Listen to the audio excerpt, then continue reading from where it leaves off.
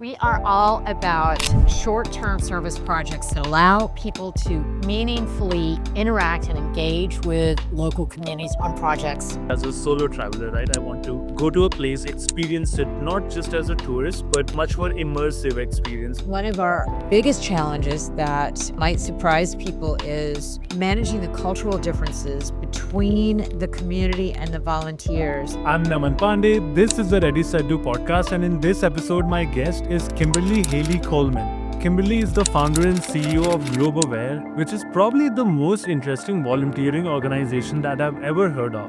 Globaware offers volunteers to go to remote parts of the world and carry out 7-day-long projects in a way that is extremely organic and benefits the local community while also immersing the volunteer into the new land that they're in. We are looking for small-scale, simple projects that we can finish in a few days' time that are safe, interesting, and genuinely meaningful for this needy community. It's gonna be like a man versus wild situation. At Jaipur, we're more reactive to the specific conditions and the specific time of whatever's happening between our coordinator and that community. In line with our theme of learning from somebody that's just a few steps ahead, my goal with this episode is to join Kimberly's mission to make this aware for as many people as possible out there that this is such a unique way to volunteer. And if you're looking at something of this nature, it's a no-brainer to check out Globaware. This is the Ready Set Do podcast. Subscribe for weekly episodes on YouTube and daily clips from those episodes on YouTube and Instagram. And now, without any further ado,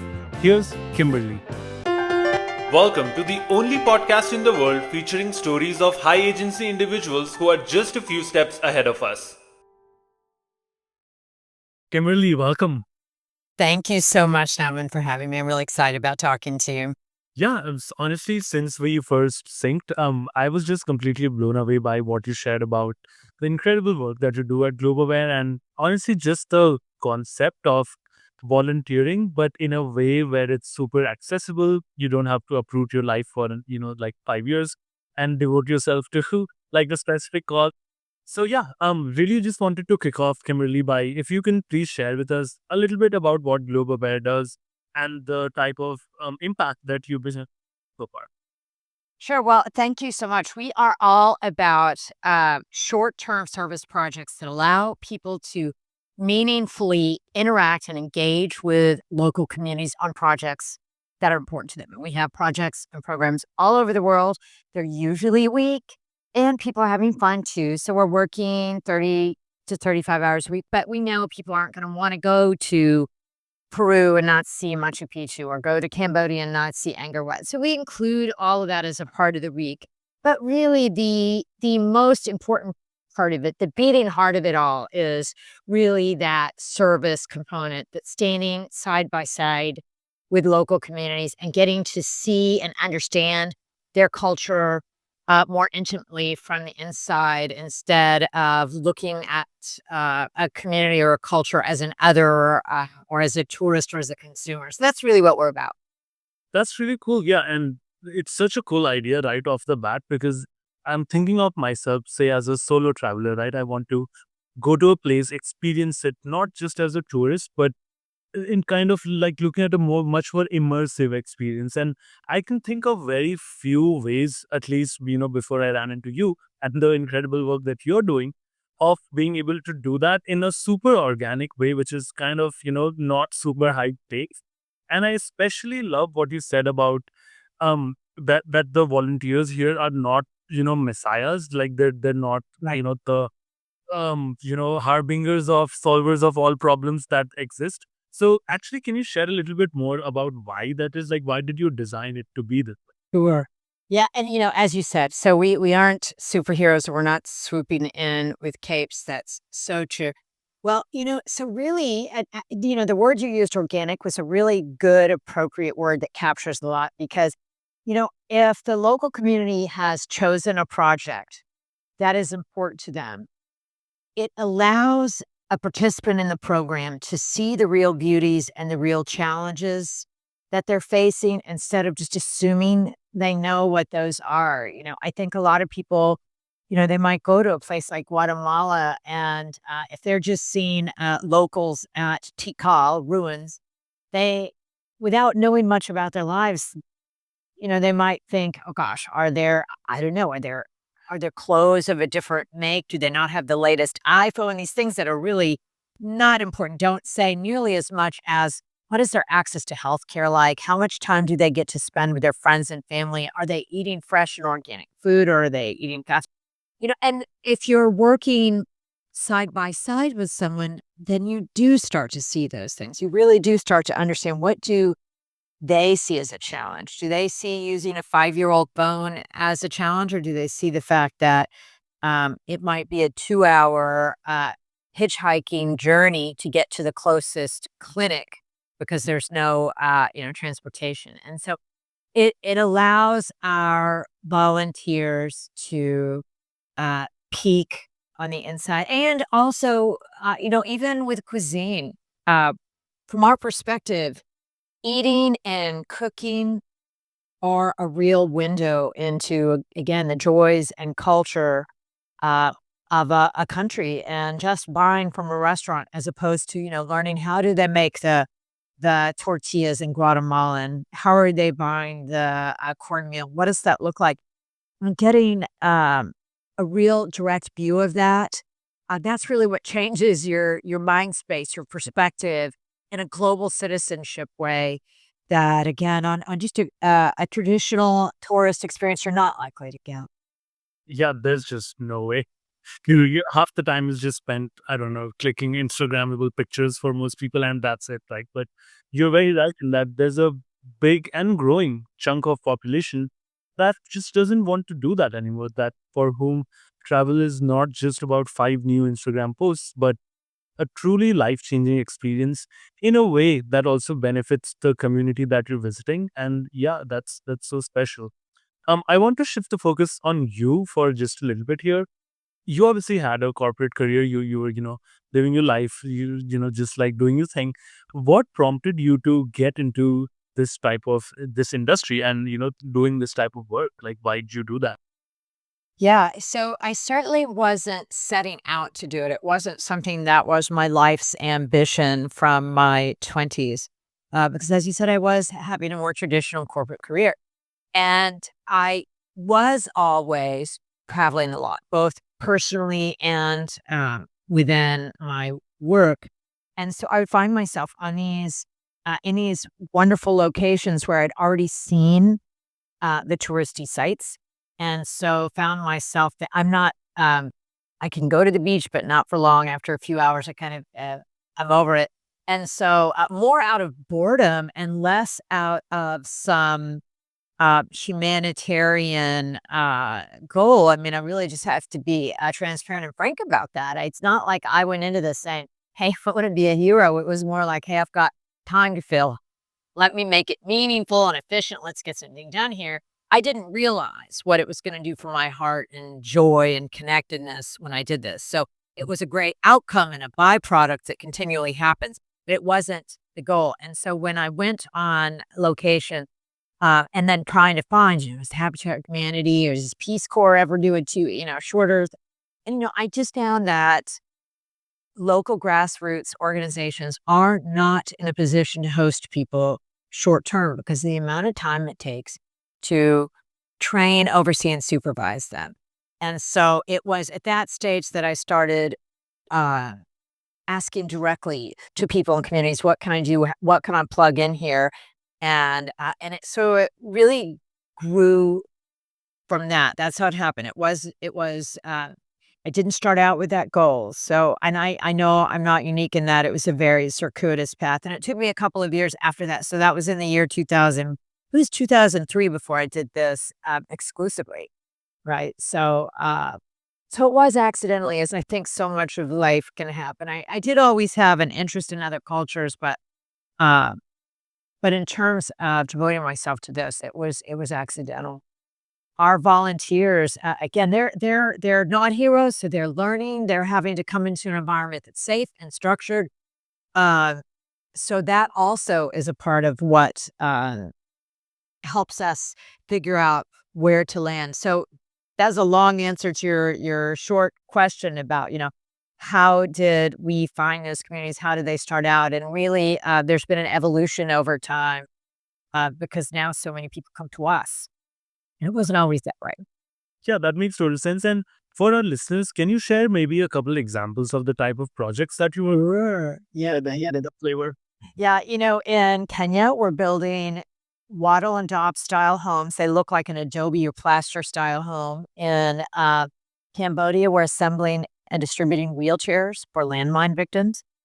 In Guatemala, we're installing concrete floors in the homes of single moms, and these are moms who usually have no access to running water, flushing toilets, electricity. They're usually open earth home. Now, so our projects really vary depending on the country. Um, our accommodations for our volunteers are more traditional in that they do have running water, flushing toilets, and power. They're not the Ritz-Carlton. They're not, five-star hotels, but relative to the communities where they're helping are quite comfortable. We would consider them, uh, moderate range hotels where we try and find accommodation that feels the local flavor and doesn't just feel like a nondescript Western style, hotel. We try and find things in between. But anyway, so the projects really vary. And then in some, like Costa Rica, where we might be building emergency shelter after a flood. We've been community center. We've built a changing room for a soccer field. We try and do things that are kind of central to the community. And the community will, in some cases where we're doing this same project, like in Kenya, where we're always doing that, or in Ghana, we're frequently doing hygiene stations. But in a place like Costa Rica, our local staff coordinator works with the local community to make sure that whatever projects we're working on are the ones they're still wanting and needing. And because we continually have groups of people in that community, we've got that touch point always going on is this still working? Is this still happening? Are people still using the library, the school, the classroom, the house that we built 2 years ago? Or did we miss the mark? And we do have examples where there were projects that turned out not to be good uh, as an ongoing project, and we've just had to learn, over time. But yeah, lots of different kinds of examples, but usually small scale. We're not building hospitals and roads. Yeah, no, that's super helpful. What goes into managing an organization of such a big scale? Like when you were just sharing just now about essentially you were describing quality control of something that happened a year or 2 years ago. I feel like there must be so many management lessons that must come out of your experience while doing this. So, yeah, what are some of the, I guess, difficult challenges that you have to face from a more, keeping the lights on slash management point of view when it comes to running something of this big scale? So we've had a lot of challenges, and some of that changes over time. Like COVID was a huge challenge for us. Yeah, Yeah, yeah, having borders closed and testing requirements coming into a country, leaving a country. There were so many issues. And then we also are dealing with the value of currency changing dynamically between when somebody registers and when the program happens, and having to plan for that. But one of our biggest challenges that might surprise people is the managing the cultural differences between the community and the volunteers. And when we have volunteers that come from North America, they will often have a very productivity oriented headspace. Um, and then we will be working in countries where that may not be the most important guiding principle. We want our volunteers to be meaningfully engaged.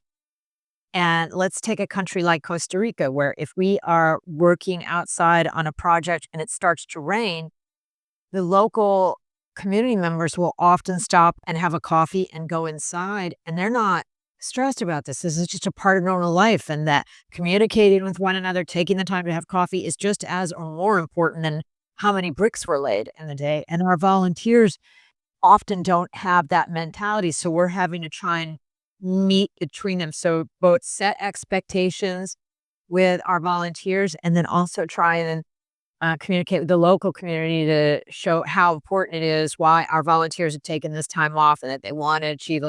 So, those are the kind of challenges that they vary based on the country. Do you ever have repeat volunteers, like somebody enjoyed an experience so much that they now want to either go back to the same place or newer place? So, more often than not, people go to a different culture program every single time, but we do have volunteers that continue to return to the same location over and over. And Don Germace, if you're listening to this, you're one of the ones I'm talking about. Hill tribes in Thailand is one of his favorites. So both happen, but I would say most people, the first time they go on a program, they're nervous. Am I going to feel safe? Am I going to like the food? Is it going to feel structured enough? It's gonna be like a man versus wild situation, building fire and then eating, I don't know, and for what is going on. Yeah. Right. Are there going to be big, scary, spiders that crawl on me at night? All those things. And once they've done it the first time and realize how we work and that we're wanting to put people in environments where they're going to want to keep coming back, then they get braver and bolder and tend to go. So, whereas somebody from, uh, Arizona might start out going to Mexico and end up 4 years later, they're going to Zimbabwe. But, and when we get calls, uh, with people saying, "Hey, I've never done this, interested. I just don't even know where to start and what to do." We will talk through that with them. Are there particular, is there a heritage that you'd like to reconnect with? Is there a language you grew up with? Where have you been to? So those are all factors that really help determine where somebody starts and where they go back to. Gotcha. Wow. And so I'm sure we have at least a few listeners right now that must be wondering about the flow here, right? So I'm assuming, like, when I say flow, I mean the entire experience as it unravels in real time. So I'm assuming there's a website, right, where you can probably register, find out more about live projects that are going on, and you register online. Is that right? And I mean, it is somewhat equivalent in terms of the planning process to going on a cruise. And if someone goes to the website and they pick which country do I want to go to and on what date, it's that straightforward. Although we encounter this frequently where people are wondering how do I go about this? Now there are a couple of components. So once somebody's done that, they say, "Hey, I want to go to uh, Peru in March," and they register. So then we immediately start sending them okay, if there are any vaccines they need to have and any visas, these are the two top things, any sort of entry requirements. So we start sending all that to them. Now we have, create clear and started.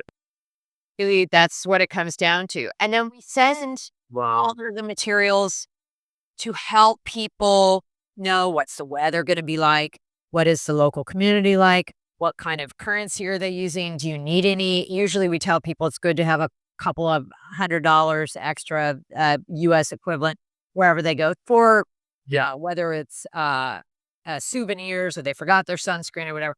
So we have all these materials we give them. We have podcasts and YouTube videos, but we find, gosh, more and more people won't read the orientation materials. They'll just listen to the podcast or they'll show up.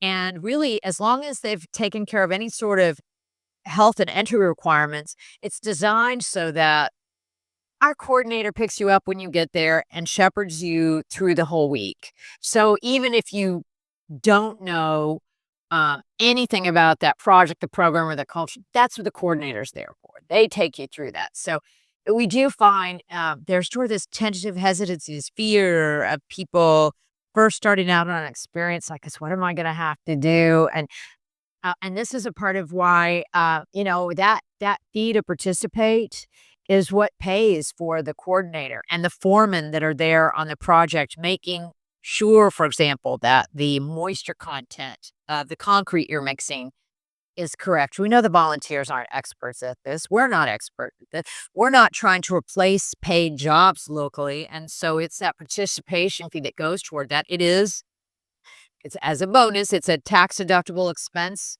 against income. No one ever does it for that, but it's a kind of nice perk. But the funds people pay to participate pay for that. They pay for the materials, the accommodation, the food, but also all of the human capital it takes to make these things happen. Gotcha. Yeah. And when it comes to these experiences, has there ever been any incident that is concerning, like maybe somebody being rogue or like, I don't know, anything that made you raise your eyebrows and be like, yeah, that should not have happened, and we probably shouldn't take this certain type of person or personality that doesn't do as well with something like this? I've a few examples come to mind, Gosh. and one in particular, this was, probably 20 years ago. It was in San Pedro de Costa, Peru, way up high in the Andes. We had, in our groups of volunteers, the typical group is, 10 people, although we'll have corporate groups that are 150, 250. Which age range when you say Well, temporary? we've had 2-year-olds and 90-year-olds, but, and when they're corporate groups, the corporation, like a lot of the solo groups, they'll be between the ages of 20 and 35. And then we'll have the school groups where they're between the age of 15 and 18. And then we'll have family reunions where so really it's a strange spectrum. It really is a wide variety. But on this program, a local group had invited our volunteers to come and participate in this ceremony. And at the end of it, they Yeah. passed out food that it was dog. They had cooked dog, and a couple of our volunteers were very active in PETA and found this understandably very disturbing. And it really taught us that we really try and make sure we understand. We're not there to tell culture what's right or wrong, but we need to make sure we have expectations set so that we don't have that kind of thing happen. We have had a few instances of petty theft where somebody put their cell phone down and it got stolen. And then the biggest thing we have happen is it's not who you think it'd be. Our Peru program is at a really high altitude. And so our materials all say, if you've got a breathing issue or asthma, you really should talk to your doctor. We're not allowed to give medical advice. So you need to but what ends up happening is oftentimes the really big, macho, strong guys who are like, I'm fine. This is beautiful. I'm going to go hiking and have a big drink to celebrate being here. And they end up in a clinic. So, our coordinator and our materials will try and caution people, but we are not going to keep people from using their free time to do what they want. So, things like that are more likely to happen. I knock on something. We haven't ever had anybody really physically named by anybody ever, um, but we have had, and it's funny that you should ask that because it's been a while since this has happened, but yeah, somebody in Quito, Ecuador, just this last Saturday in their free time was in an area where somebody took their wallet. And, That's some. well, I have to say, in most of the communities where we work, since they have a lot less materially, petty theft can be higher, even if violent crime is often lower in the communities where we work. And so we just try and caution people, this is not the time to wear a fancy watch or to bring your expensive computer. You certainly don't need to dress up at any of our project locations. And, your clothes end up kind of getting messy anyway. And a lot of the communities really enjoy, a lot of the communities where we work where kids don't have access to shoes. Like a lot of the programs on the African continent where we work, kids, even if they're muddy, messed up tennis shoes, they rather have shoes than no shoes, and people will end up leaving their things behind. So we do have some of those instances. They're fortunately very few and far between, and usually we can predict just by telling people, again, this is not the time to be dripping in diamonds when you're working on a project location. As long as people have their, a what I would call a regular dose of the whereabouts. And this would happen, I have a daughter that's in Chicago, and she's had her bike stolen 4 times despite locking it up. Or So, these things can happen, and people can step on a nail anywhere in the world. So we're not allowed to tell anybody that they have to have a tetanus shot, but we let people know that it's not a bad idea to be up to date on your base immunization, exactly, yeah. From just a recommendations point of view, yeah, that makes total sense. And when you were sharing that, you briefly mentioned that there's a component of free time. So Just I know it will differ from place to place, but roughly what percentage of one's day can one expect to be, working on the project versus having free time to do as they please? So I'd say in a 7-day program, which is our standard program, except for our Galapagos program, which is longer, we work roughly 30 hours. There are times when volunteers will finish something much faster than we expected. And then there are times where we finish a project and people want to keep working, which always or often surprises our local community when that happens. Well, that happens more frequently than you'd think because our volunteers will say, hey, well, this single mom could also use XYZ, and these kids could use, I'm going to go get a soccer net goal for them. And, people, when they see the situation, are often far more generous than you'd ever imagine. And we'll just do things on the spur of the moment and then play soccer with the kids, even if it wasn't on our schedule. So we were really trying to adapt because we have small projects and small teams. We are able to shift depending on how the day goes. So usually we're going to spend roughly 30 hours during the week during service. But we are considering on top of this, because we have cultural exercises that we do. We have all sorts of activities designed to really promote cultural awareness. And this is just as much a part of our mission. And so that is a part of what we're doing, whether we're helping the mothers in the co-op prepare tortillas for the after school kids thing. And some people don't think of that as work, but it is. And you're learning at the same time. In all of our instances, you're learning, Wow, that that's so fascinating and honestly so wholesome to learn that despite being done, quote unquote, with the work, people are still willing and encouraged, just intrinsically, just out of their altruism, to continue to do good work. And there's just something so special and fuzzy about that. In terms of the places that you were laying out where you have operations, obviously I had a bunch of South America. I heard Africa. I heard some Southeast Asia. Do you have any presence in like South Asia, maybe India or anywhere else in? Europe program in Jaipur in India. We probably when we are looking at locations where, I mentioned that we're wanting communities that are already well organized and know what their challenges are and how they want to address them. We also want it to be a rich cultural environment so that people will naturally and easily be afforded the opportunity to really get to some juicy bits of that culture, right? So, yeah, we're in Laos, Cambodia, Vietnam, Thailand, India, Mexico, Puerto Rico, Cuba, Peru, Ecuador, Galapagos, Romania, Zambia, Zimbabwe, Ghana, Malawi, South Africa, lots of different places. I should say some of these program locations vary. We had a program in China until January 2020. And this never reopened for all sorts of reasons. So we have to respond and react. Sometimes there are conditions beyond whatever we organize for that we can't overcome. Either administratively, it's too hard, or in terms of visas, if it's become difficult or really expensive or unwieldy, or even if the appetite for going to a country, if our volunteers seem less willing to go someplace, well, then we will we have to respond. It's got to be sustainable. Yeah. Can you tell me a little bit more about the projects, maybe singular or plural in Jaipur? Just because I'm from India, I'm just curious to learn. Yeah. Okay.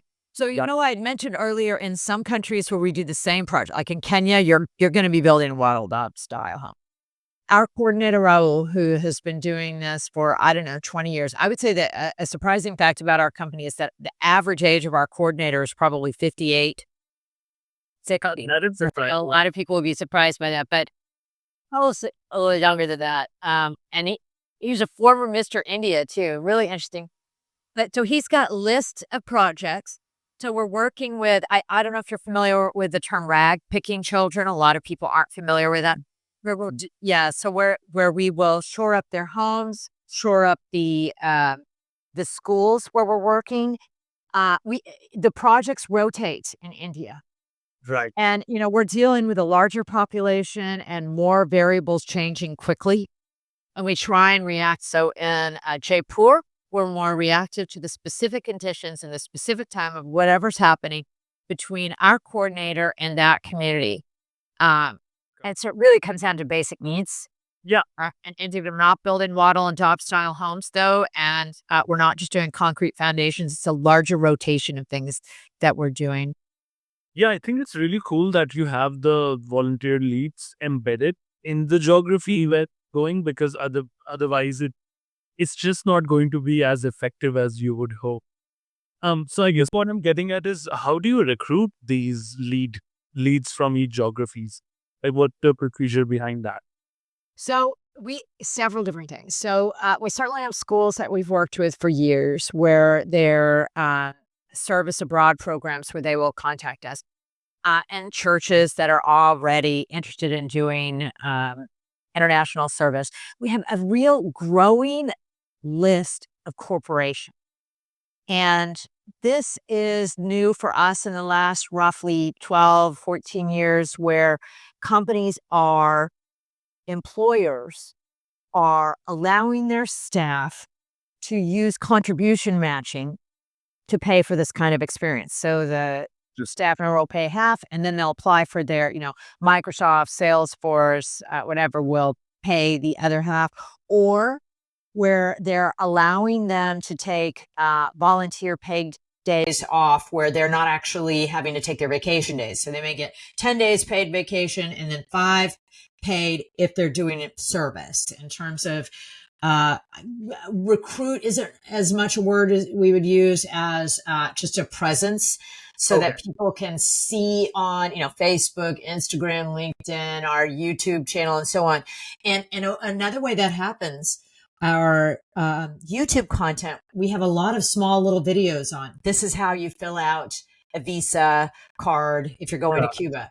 This is what the bathrooms look like in northern Thailand. That's awesome. Yeah, that's smart. So that people who are looking for something useful, but then learn that you can serve abroad at the same time, right? Exactly. So we're trying to provide content that will be helpful both to our volunteers that have already registered, or to somebody who's just, fishing around for how to go someplace, if they're needing tips and tricks to go there. Our podcasts are the same. And in fact, if there's one big, huge change now over 25 years ago, it would be that our younger volunteers are really open to listening to content, podcasts, and not having to get a PDF necessarily to read through it. Yeah. So we provide it in all of it, but so that they find us lots of different ways.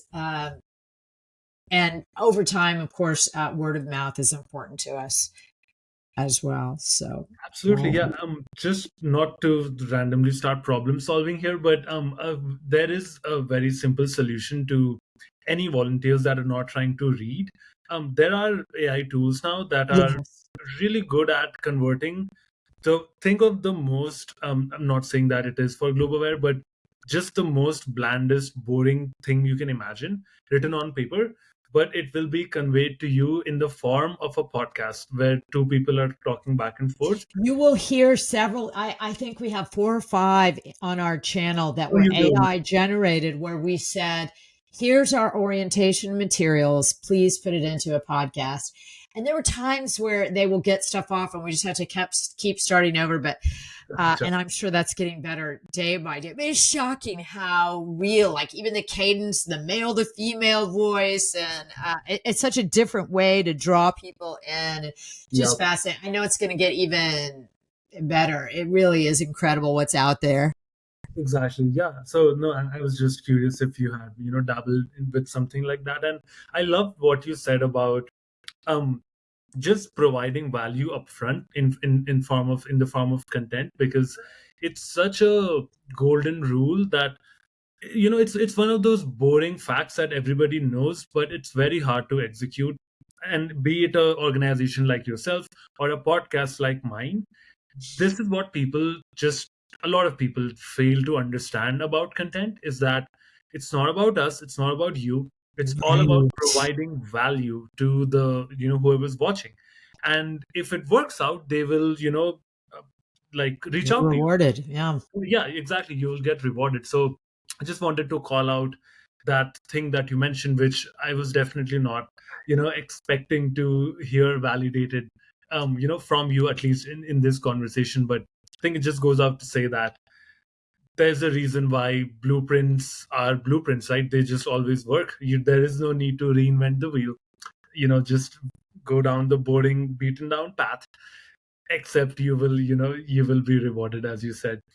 What does big picture near future success look like for Globaware? Gosh.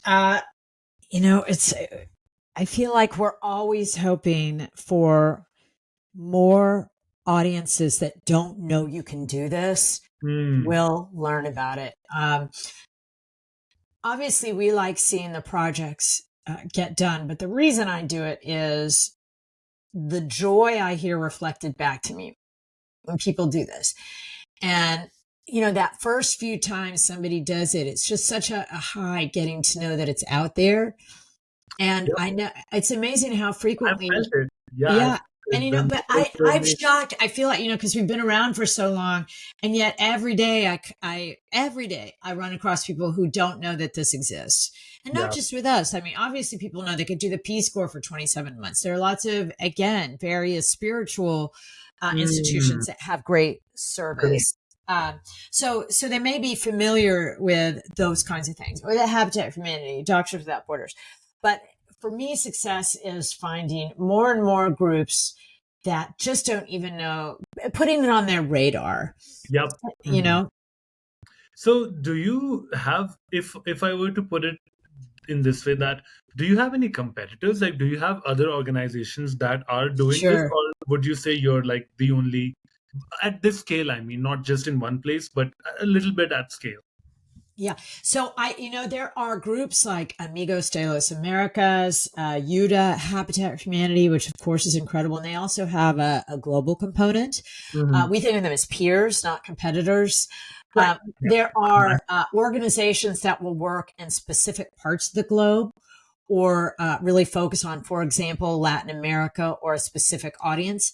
Um, there are also organizations that will they will look like it's service, but when you get there, it's less organized. And I do feel like this is something that separates us from other organizations that are in this space. It's hard to tell if somebody's just looking at websites, if they're actually getting something done, or if they're just, somehow staying with a local family and getting busy work. Yeah. Yep. Yep. And this is where, whether it means talking to other people who've gone or trying to look up reviews across lots of different sites or whatever, it can be harder and harder in a crowded world to see what's out there, and hopefully looking for a deeper, longer footprint so you can see what's been said about the organization over time. Uh, I do feel like that's something that really separates us, but and they're all, we we've seen a lot of groups there was an organization called Cross Cultural Solutions that was around forever, which did great work, but the pandemic did a real number on a lot of Yeah. service related organizations. It's really hard to survive Yep. borders being closed. Absolutely. Wow, no, this has been so cool. I've learned so much, and again, like, can't thank you enough for just this incredible work that you've been doing. Just a final question before we close out. If you had the platform to tell everybody in the world something, what would it be? Oh, stay connected to joy. I think so Mm, many of us go about our regular day and get in a habit and go through whatever was kind of the routine from the day prior. And if you take yourself out of that normal day-to-day environment at least every now and then, so that you can reevaluate all of this, whatever you think is normal, evaluate it so that you can see what's a source of joy. Where are the lower hanging fruit that actually gives you joy that you're probably overlooking right now? yeah, It's just so hard to see in our normal everyday lives, So I guess I'd say that. That's such a Yeah. pertinent reminder to, just that there is, in fact, joy in the little things if one is looking, right? All one has to do is be on the lookout for those little things, and often that can make such a big difference, especially because that compounds so much, right? Because from Oh, a right. whole bad week, now you're looking at a wonderful week, and then you have a few of them. So you have a few good months, years, and where does it end? You then have a good life. So So true. I totally agree. yeah, so I think that is such an incredible reminder. And this is a question that I ask all of the guests, but this is the first. I've never heard somebody say such a simple thing, but something that is so impactful. So, really want to thank you, Kimberly, for taking the time here today. I'm sure all of our listeners will take away so much. And hopefully, as you said, a lot of this will go out into the world. And I am definitely not just encouraging, but at this point I feel like a partner in your mission to just make more people aware that such an incredible opportunity exists, and if they want to partake, they know where to go. So thank you so much. Oh, thank you so much. I really am grateful to you for the opportunity to chat. That brings us to the end of that episode with Kimberly. Seriously, what are you even doing here? Go to Globaware's website, check out their tours to literally everywhere ever, and go do some volunteer work.